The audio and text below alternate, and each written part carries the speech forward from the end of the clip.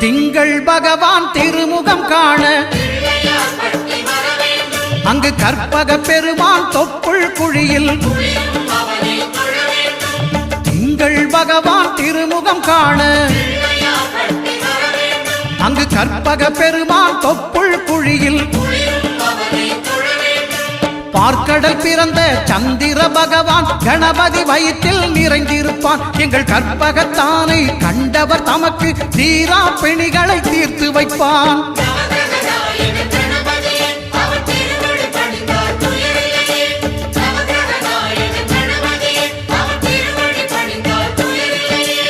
ஒன்பது கோளும் ஒன்றாய் காண